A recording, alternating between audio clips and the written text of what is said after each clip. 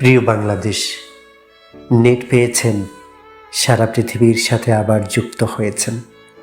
এই কয়দিন একটা ভার্চুয়াল কারাগারে বন্দী ছিলেন, তাই মুক্তির আনন্দটা অনুভব করছি।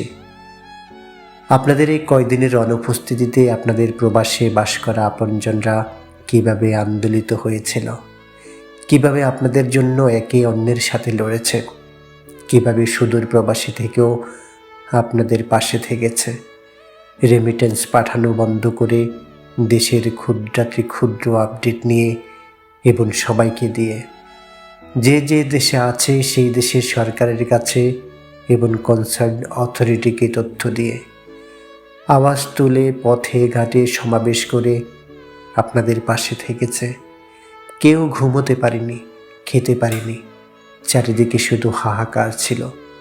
সময় পেলে ওদের আইডিগুলো ঘুরে আসবেন, বুঝবেন যারা প্রবাসে আছে তারা না থেকেও মনে মনে কতটা দেশে আছে।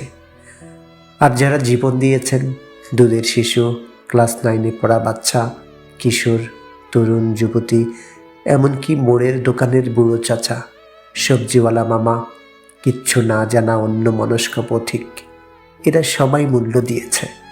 এই মূল্য বৃথা গেছে কিনা সেটা সময় বলে দিবে। এদের অধিকাংশই কোনো দল এবং মতের অনুসারী না, এরা কিছু নিষ্পাপ আবেগপ্রবণ মানুষ মাত্র।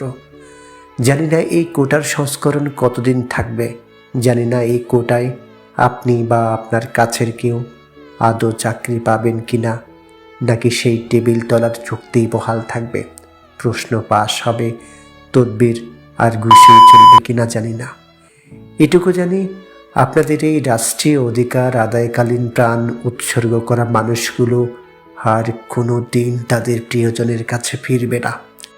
যুগ যুগ ধরে এটাই হয়ে এসেছে। যারা রাজপথে নামে এরা সুশীল হয় না, এরা হয় বেহায়া, বেয়াদব, ঘাড়তাড়া, আবেগপ্রবণ মানুষ। এরা হিসাব কষে না, কি পেলাম কি হারালাম এসব ভাবে না। এরা কোনো আন্দোলনের না সুদিনের ফল ভোগ করে যেতে পারে না। এরা কেবল রাজপথে খরচ হয়ে যায় বিনা পয়সায়, বিনা হিসেবে।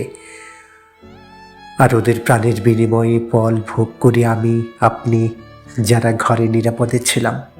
প্রকৃতির কি বিচিত্র নিয়ম, যে গাছ রোপণ করে তার কপালে সে ফল জোটে না।